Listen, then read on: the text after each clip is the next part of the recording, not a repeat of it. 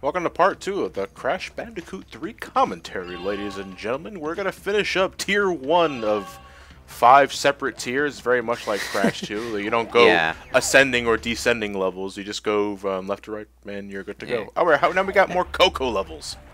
Yeah, Coco is sort of a gimmick in Crash Bandicoot 3, and I meant to talk about this a little bit more last part, but since we're on a jet skiing level, I know we've got plenty of time because these fucking things go on too long.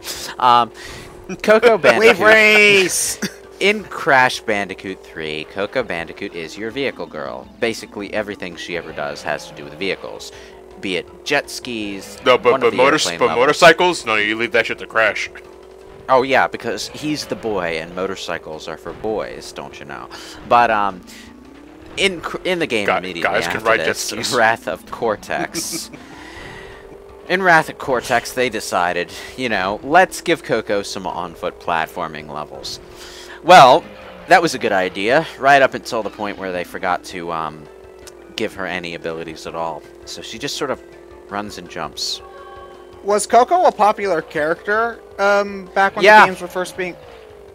Yeah, in fact, you know, when I first got my hands on Crash 3 and on Crash Wrath of Cortex, I was fairly psyched to play as Coco some more. You know, it's a cool thing in any kind of franchise. You get a new playable character. You're curious about what they're going to do, and you know, it's a nice break from playing as, you know, Sonic or Crash or Mario all the time.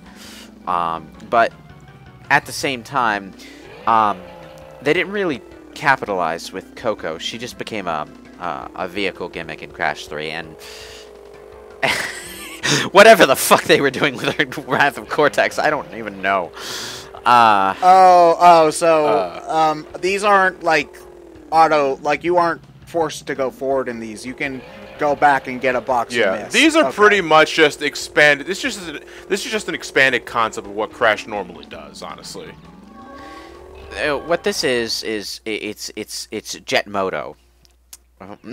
It's Jet Moto. It's literally Jet Moto, except crap.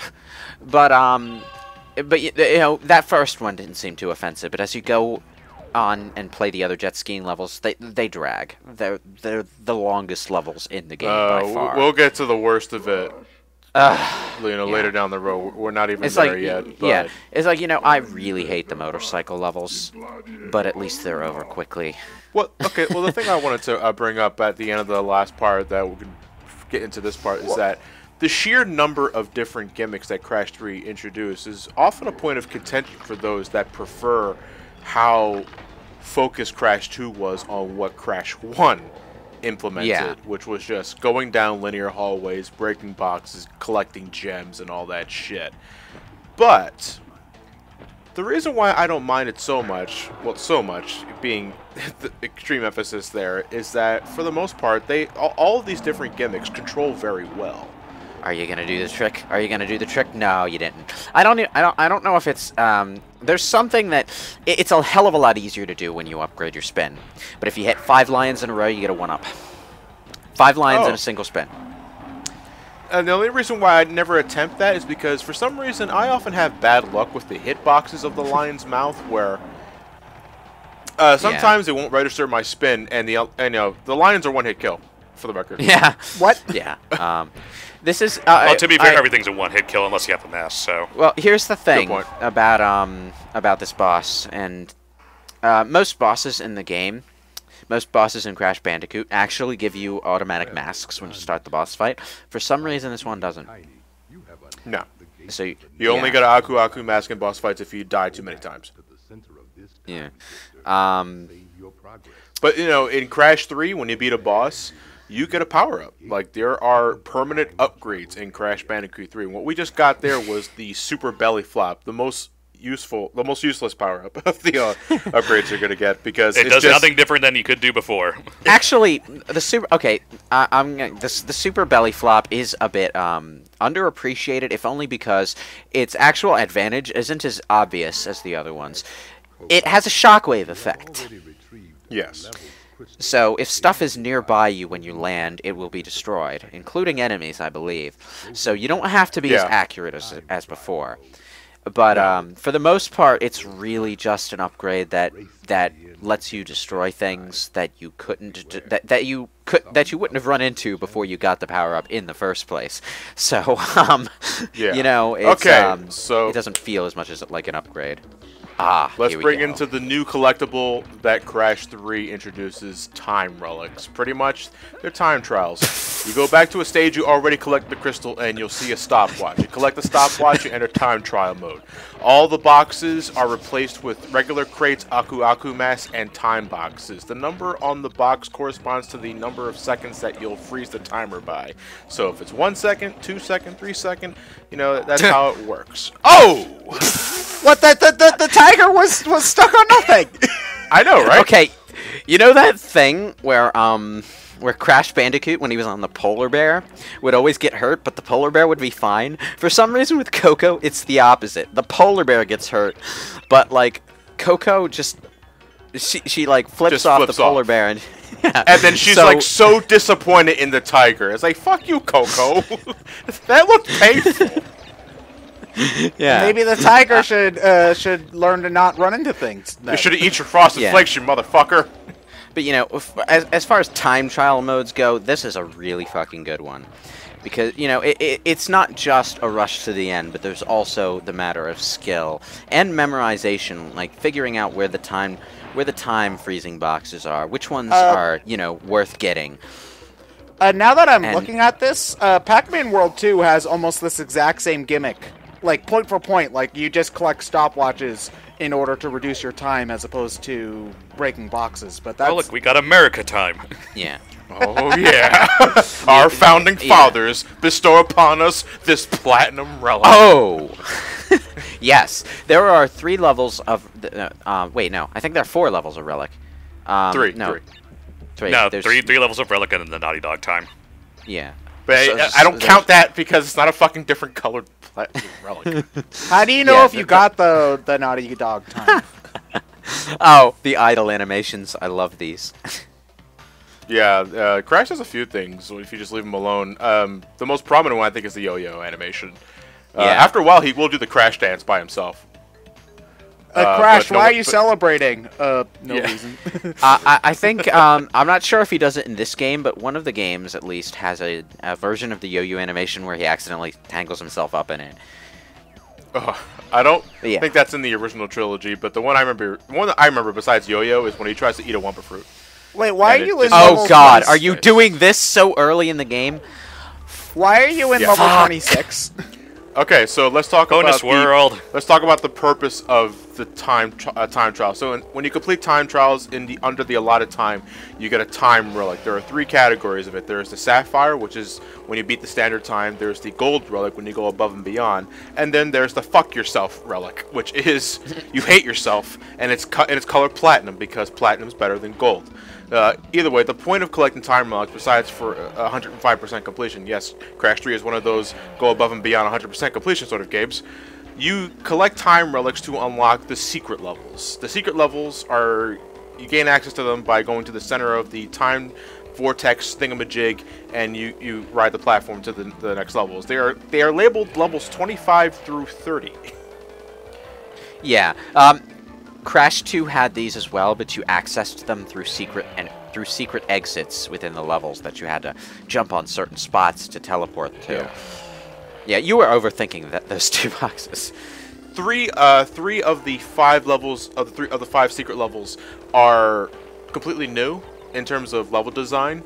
2 of them are revisits to older levels, pretty much how Secret Warps in Crash 2 worked, and how you got to get the box and secret gems. Yeah, more on that later, because I don't like those. In Crash 2, actually, the secret warps were 3 of them were back entrances to other levels. 2 of them were completely different levels. Yes. Yeah. In this game, there are 3. So, 3 because Crash 3. I guess it's what they're going for. I'm not sure. Yeah. But our first secret level is Ski Craze. This is another Coco jet skiing level, and it's not too bad. Fuck this level. It's long. It's I will contest Hot Coco, but we'll see that. I jumped over that fucking box. Yeah, that sometimes the water physics for the boxes can cause you to miss boxes. Oh god. The water physics can cause you to bounce over things, and if you get really lucky with the string of waves, you can speed up. Like, you can go really fast. Yeah. It's man, but really these levels, these jet ski levels, are a really poor man's version of a particularly good early PlayStation 1 series, and it was called Jet Moto, and it was basically these jet skis with basically the same kind of control and physics, except actual level design worth a damn instead of a bunch of ramps and boxes. It was a racing game though, so yeah. It was a racing game. The focus is entirely different. Yeah, you could usually find like one track of Jet Moto on like the old PlayStation Underground discs. No, not PlayStation Underground. What am I thinking? The old PlayStation demo discs. PlayStation Underground is completely different. What am I thinking? Well, they're probably cost. What are they? They're 5 cents nowadays. Yeah. I mean, if you really got to play Jet Moto, you're not breaking the bank. Yeah, I think Jet Moto is actually on PlayStation. Well, one of the Jet Moto games is actually on PSN. Wave Race, not anybody? Like, no? Okay. It's not like Wave Race is Nintendo. You get your N64 library out of here, Ted. This is PlayStation. You wouldn't know anything about that. Jet Moto was a fun series. Oh yeah, the nitro boxes in these levels are always a bit precise to get. How the hell are you supposed to get those boxes in between the bombs? By going between them from the side. You gotta approach them a different angle, Ted, and think outside the box. No, we have to think inside the box as how to get in there. The only real brain teasers as far as getting boxes in these are that very rarely they'll have a box that's actually underwater. And what you need to do is land on the water hard enough to dip underwater just in time to get that box. So to help, how you approach the landing also affects that, because when you're in midair after jumping on a ramp, you can tilt the D-pad in any direction to have Coco spin. If you hold down on the D-pad while launching yourself, Coco will do a backflip. Landing on a backflip will send Coco about 3 feet underwater. Yeah, but that stuff isn't actually ever explained in the manual, I think, so you kind of have to figure it out on your own. And, well, at the age I was when I first played this game, that was a bit of a problem. So many there were a few. Of this. There are a few times in this game where I just could not get a box, and I stayed there for like hours trying to figure it out. What? But here we are. Wrong? Can you go to any world in any order, or do you have to unlock the world? Okay. You can go. You're stuck in. You can't go in any world in any order, but you are free to go to any level within the world in any order you want. What? Where was I? It's kind of funny how